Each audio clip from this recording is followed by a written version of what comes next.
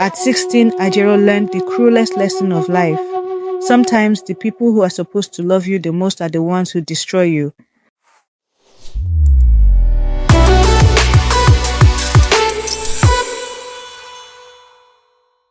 Her mother had sold her. Not just her body, but her soul, her innocence, her dreams. For years, Ajero endured. She swallowed pain like medicine, wore scars like armor, and worked harder than anyone. Not for herself, but for Rose, her little sister, her only light in a world full of darkness. She had a plan. She would save Rose, but monsters are never patient. One evening, Ajero came home to find her mother sitting at the table, counting blood-stained money, a wicked grin on her face. "She's gone," her mother said casually. "Same way you left. She'll be fine." Ajero froze. Her blood turned to ice. "No," she whispered, her voice trembling. "No, you didn't." Her mother looked up, smirking. "What? You thought you were the only one worth something?" Ajero couldn't breathe. Rose, sweet, innocent Rose, had been taken. Something inside her snapped. For 6 years she had swallowed pain. For 6 years she had obeyed, survived, played by the rules. But now there were no rules. Her mother flinched as Ajero took a slow step forward. "Where is she?" Ajero's voice was quiet, deadly. "Why do you care?" Her mother scoffed. "She's mine. I do what I want with her." Wrong answer.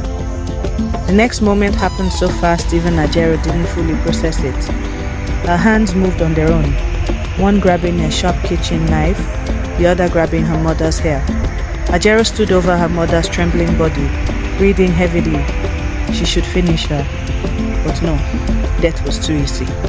Instead, she leaned in, voice cold. "You took my life from me," she whispered, "but you will not take Rose." She wiped the blade, turned and walked away. There was only one mission now. She was going to find her sister, and anyone who stood in her way, she would destroy them all. Ajero's hands were still shaking as she walked out of the house, her mother's cries echoing behind her. She didn't care. There was only one thing on her mind: finding Rose. She had spent years in the underworld, learning its secrets, its shadows. Now she would use that knowledge to burn it all down if she had to. Her first stop? A broker. Every city had one.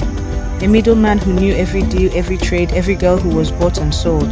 And in Ajero City, that man was Baba Jaga.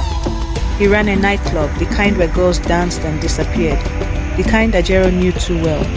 She walked through the doors, heart pounding but face calm. She couldn't afford fear. A bouncer stopped her. No entry. Ajero smiled sweetly. Then before he could react, she grabbed his wrist and twisted, hard. A sickening crack filled the air as the man collapsed, groaning in pain. The club fell silent. All eyes turned to her. "Tell Baba Jaga," she said, voice cold. "Ajero is here." Minutes later, she was standing before a man covered in gold chains and bad tattoos, his grin as slimy as the world he controlled. "Ajero," Baba Jaga chuckled. "Didn't think I'd see you again. Thought you disappeared. I need information." "Information isn't free, love." He leaned forward. "But you know that, don't you?"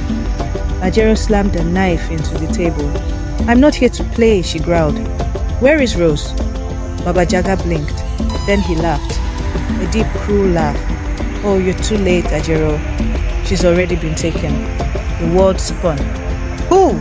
she demanded. Baba Jaga grinned. "A man you don't want to cross. They call him the Viper. And once he has a girl, he made a slicing motion across his throat." Ajero's stomach twisted, but fear was useless now. If the Viper thought he could take Rose, he had no idea what was coming for him. Ajero was about to bring hell. She had heard his name whispered in the darkest corners of the city. A trafficker with no face, no mercy, and no weaknesses. He didn't just sell girls, he broke them. Rose was in his hands. Ajero gripped the knife tighter. Baba Jaga was still grinning, enjoying her reaction. "You should forget about her," he said, swelling his drink. "Even if you find her, she won't be the same." Ajero moved before he could blink. She grabbed him by the collar and slammed the knife against his throat, her voice deathly calm. "Where is he?" For the first time, Baba Jaga's smile faltered. "You think you scare me?" He scoffed. Ajero pressed harder, a thin line of blood forming on his skin. You know what I am, she whispered. You know what I've been through. Do I look like someone with anything left to lose? A tense silence. Then Baba Jaga sighed. There's an option, he muttered. Tomorrow night, I and Baya Zongo. The Viper will be there. Ajero's breath caught.